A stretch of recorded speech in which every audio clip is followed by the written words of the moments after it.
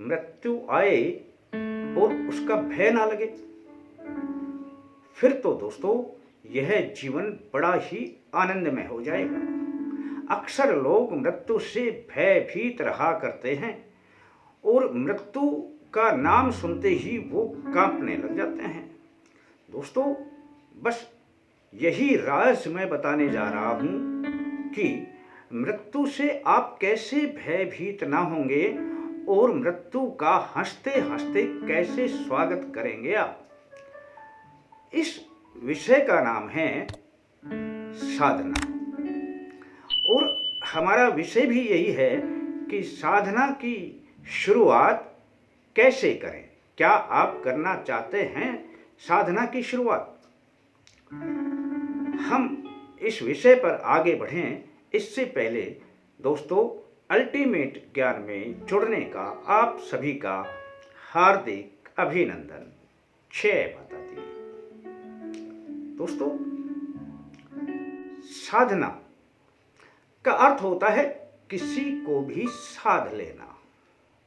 अब साधना के नाम से हर व्यक्ति यही सोचता है कि साधना केवल देवी देवताओं यानी शक्तियों की ही की जाती है। दोस्तों अब इनसे हटकर जो मैं बात कर रहा हूं, इनकी साधना तक पहुंचने से पहले अब मैं सबसे पहले बता दूं कि साधना करने के लिए या साधना में पारंगत हासिल करने के लिए कौन कौन सी चीजें सहयोगी होती हैं। 3 चीजें हैं दोस्तों। अब या तो पूर्व जन्म के संस्कार हों, या फिर योग गुरु का सानिध्य हो, और तीसरा है कि आप अपने को साध लिया हो, आपने अपनी साधना कर ली हो, तब ये साधनाएं आप शक्तियों की कर सकते हैं और इनमें पारंगत हो सकते हैं। अब पूर्व जन्म के संस्कार तो बदले नहीं जा सकते। योग गुरु का सानिध्य मिले ना मिले, जन्म जन्म गुजर जाएं ना मिले, फिर आप भटकते रह जाएंगे। तीसरा एकमात्र विकल्प बचता है आपके पास, और वह विकल्प है दोस्तों अपने पथ पर आगे बढ़ना, यानी कि अपने आप को साधना। और जब आप अपने आप को साध लोगे तो दोस्तों आप जो भी साधना करेंगे उसमें पारंगत हो जाएंगे। यह पहली पगडंडी है प्रभु की, और इस पगडंडी पर आपने यदि पहला कदम अपना रख दिया तो आप अंतिम चरण पर पहुंचेंगे ही पहुंचेंगे दोस्तों, कोई इसे रोक नहीं सकता है।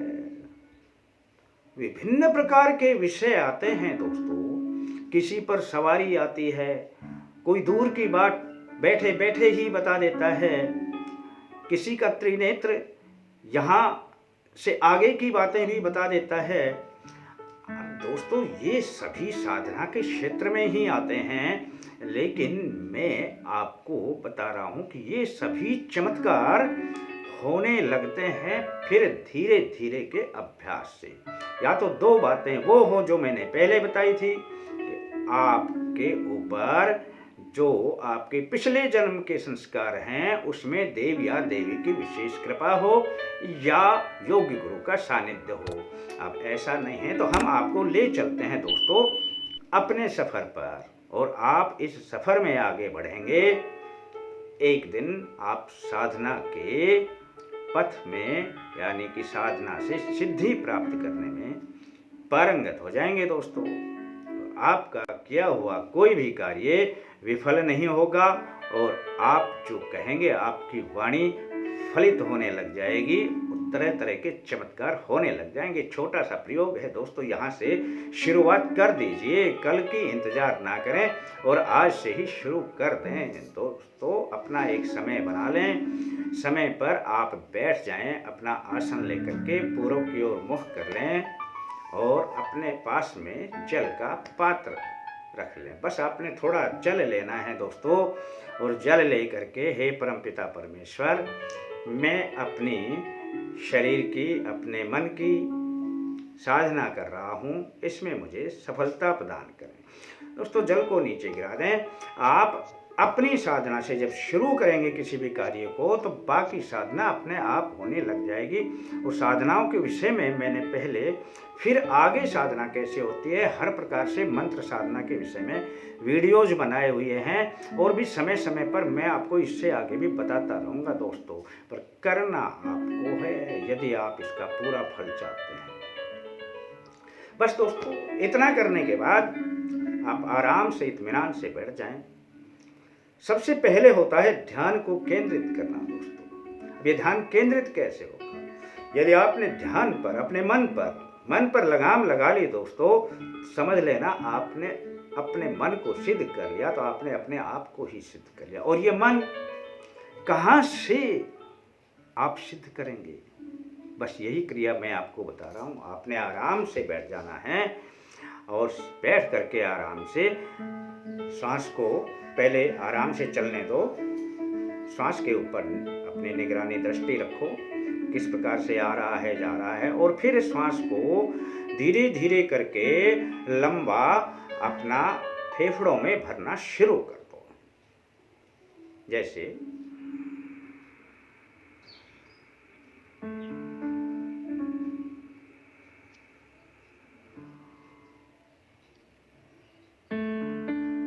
अब जब श्वास पूरा भर जाएगा दोस्तों, धीरे धीरे करके, तो जितनी देर आप रोक सकें अपनी कैपेसिटी बना लो। चाहे 10 सेकंड के लिए ही रोको, तब आंखें बंद करके और अपने इष्ट देव का, यानी जिसको आप अपना सबसे अधिक प्रिय देव मानते हैं, उसका बंद आंखों में ही सामने दर्शन करना है दोस्तों।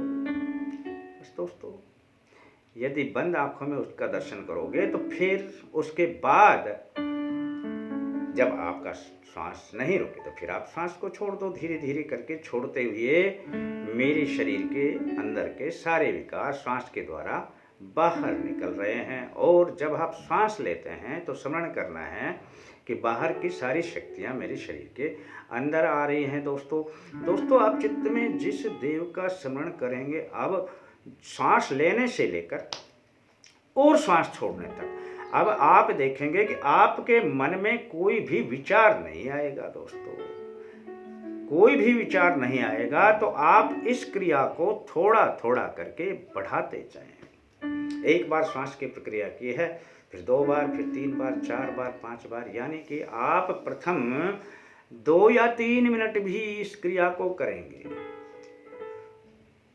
तो धीरे धीरे करके यह क्रिया बढ़ने लग जाएगी दोस्तों। और जब ये क्रिया बढ़ने लग जाएगी दोस्तों, तो आप जिस समय आंख बंद करके जिस देव का दर्शन करोगे दोस्तों, उस देव से आपको संकेत भी मिलने लग जाएंगे दोस्तों। आपको चमत्कार भी मिलने लग जाएंगे दोस्तों। आप इसको करना, ये छोटी प्रक्रिया नहीं है, इस प्रक्रिया को कोई नहीं बताता है, कुछ नहीं जाता है आपका। आप इसे शुरू करते हैं, एक बार शुरू कर दें और फिर इसका चमत्कार स्वयं देखें। जब आपको अपनी बंद आंखों में उस देव की जो आप फोटो को, प्रतिमा को निहारोगे, तो उसमें अब धीरे धीरे करके रोज नए चमत्कार होने लग जाएंगे दोस्तों। ऐसी प्रक्रिया को आप अभी शुरू कर दें, फिर आप ये पूछेंगे कि जी करना कितने दिन है दोस्तों। आपको आनंद आने लगे तो आप क्रिया को छोड़ोगे ही नहीं, और इससे आगे का मार्ग फिर मैं आपको बताता रहूँगा कि फिर इससे आगे किस प्रकार से सिद्धियां की जाती हैं। लेकिन शुरुआत यही है दोस्तों। आपने इस पगडंडी पर पहला कदम बढ़ा दिया तो समझ लेना मंजिल पर पहुंच जाओगे दोस्तों। और आपके जीवन में भी वही घटित होने लगेगा जो हम सोचते हैं कि लोगों में कैसे सवारी आती है, लोग कैसे दिव्य दर्शन होते हैं, कैसे बाहर की चीज़ों को बता देते हैं। यही चीज़ें आपके साथ भी घटित होने लग जाएंगी और आपको अपना ज्ञान होने लग जाएगा दोस्तों। और जब अपना ज्ञान होने लग जाएगा तो मृत्यु भी एक दिन आएगी, तो आप खुशी खुशी उसके साथ जाएंगे, ना कि उससे भयभीत होंगे। तो दोस्तों, भौतिक जगत से थोड़ा ऊपर उठ करके आध्यात्मिक जगत में थोड़ी सी भी अगर रुचि बनाओगे तो जीवन में बड़े बड़े चमत्कार पाओगे। आशा है दोस्तों आपको अपना यह प्रोग्राम अवश्य पसंद आता होगा, तो इसे लाइक भी कर लें और शेयर भी कर लें। फिर मिलेंगे दोस्तों जल्दी ही अगले अंक के साथ। तब तक के लिए जय माता दी।